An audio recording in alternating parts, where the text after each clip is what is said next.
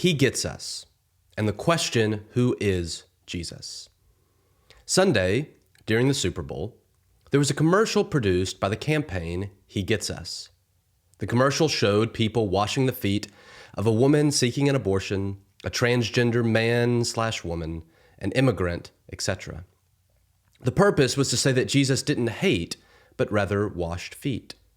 This commercial has received praise, but seemingly much more hate from both conservative and progressive Christians alike on all social media platforms. For the record, I do not typically engage with the hotly debated Christian topics of the day, but rather, generally, allow the emotionality to calm before responding. I have found that it is usually unwise to address an issue in the heat of the moment and to allow the culture to dictate what I am and am not going to talk about. However, the more I saw people discussing the issue, the more I felt the need to respond with, hopefully, a more balanced approach. My goal is to both critique and appreciate all sides of opinions about the commercial, while also trying to encourage a path forward for Christianity in America that is more united than divided. Unfortunately, the debates over the commercial have demonstrated the deep divide that currently characterizes American Christianity. That said, here are a few issues I would like to address. Jesus only washed the disciples' feet. It is true that Jesus only washed feet once, and that of the disciples, John 13, 1 through 20.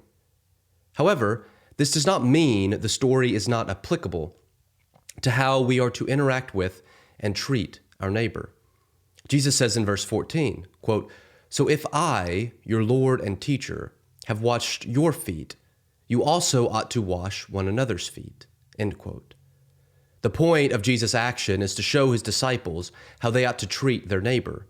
They are to become servants of one another.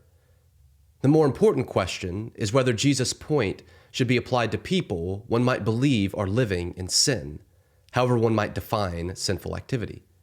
I would argue yes.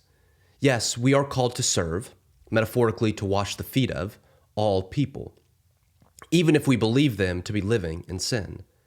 For Jesus did not merely wash his faithful disciples' feet, but even Judas' feet. John goes out of his way to begin this scene by telling the reader that, quote, "the devil," end quote, had already entered Judas's heart, John 13, verse 2. John most definitely does this to make the point that Jesus' foot washing included his betrayer. I believe this is a significant theme in the ministry of Jesus.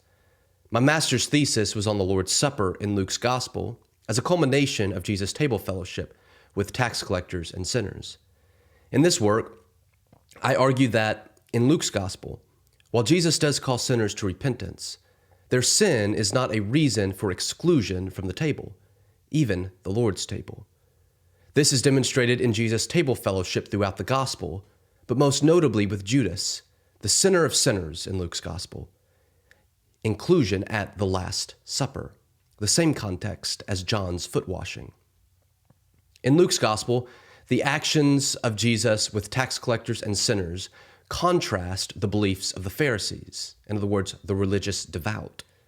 The Pharisees condemned Jesus for eating with them, while Jesus says this is the very reason he has come, Luke 5:32. Therefore, if washing the feet of or eating with a, quote, sinner is considered an approval of their actions, then we are acting just like the Pharisees, and Jesus is guilty as charged. However, if washing feet and holding table fellowship is an expression of love that will hopefully lead to a call to repentance, as is the case with Zacchaeus in Luke 19, 1 through 10, then we are following in the footsteps of Jesus. I don't want to discount the importance of repentance, nor do I want my belief in repentance to become a barrier to my ability to love and serve my neighbor.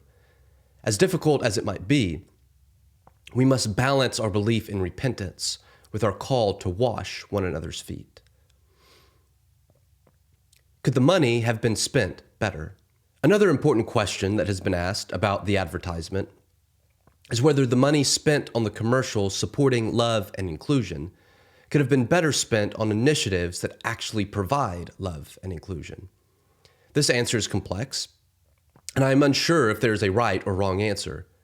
I tend to be biased towards the side of action over words, but I also understand that there are times to show Jesus through words and images, and times to show Jesus through action.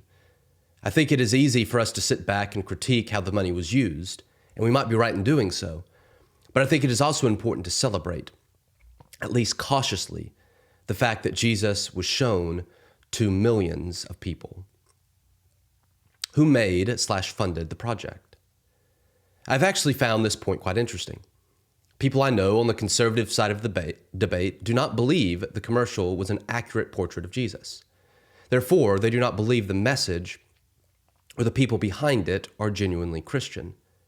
People I know on the progressive side of the debate have discovered that the people and organization behind the He Gets Us campaign are theologically conservative/evangelical and are upset because they disapprove of the exclusive nature of much evangelical theology. So, in the end, no one seems to like the creators. I would remind everyone of Paul's words in Philippians 1:15-18. Quote, "Some proclaim Christ from envy and rivalry, but others from goodwill. These proclaim Christ out of love, knowing that I have been put here for the defense of the gospel. The others proclaim Christ out of selfish ambition, not sincerely, but intending to increase my suffering in my imprisonment. What does it matter? Just this, that Christ is proclaimed in every way, whether out of false motives or true, and in that I rejoice." End quote. Why are we so mad?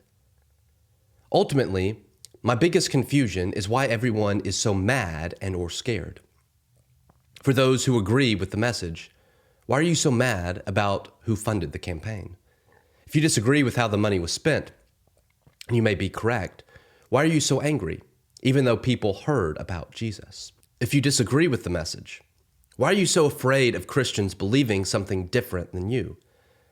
Though you might have liked a mention of repentance, or don't believe the story of Jesus' foot washing was applied correctly, is it really that evil to present a message that perhaps we should love and serve people different than us and those with whom we disagree? Is the entire church really at risk because during the Super Bowl, the suggestion was made that we should wash the feet of someone who got an abortion or someone who is transgender? If that message is enough to bring the whole enterprise down, perhaps our churches have replaced Jesus as the cornerstone. Conclusion. So here's my plea. First, as a universal body of believers, we should find a way to have productive conversations, agree to disagree, and ultimately find unity within diversity. That we would model Paul's words, quote, "Finally, beloved, whatever is true, whatever is honorable, whatever is just, whatever is pure, whatever is pleasing, whatever is commendable, if there's any excellence, and if there's anything worthy of praise, think about these things," end quote. Philippians 4:8. Second, that we would all pursue imitating the life of Jesus that was lived in perfect harmony with God. Rather than our first step being debating the finer points of Christian ethics or what Paul might have meant by this passage or that in order to build ourselves up and look down upon opposing theologies, let our Christian lives begin and end with imitating the life of Jesus.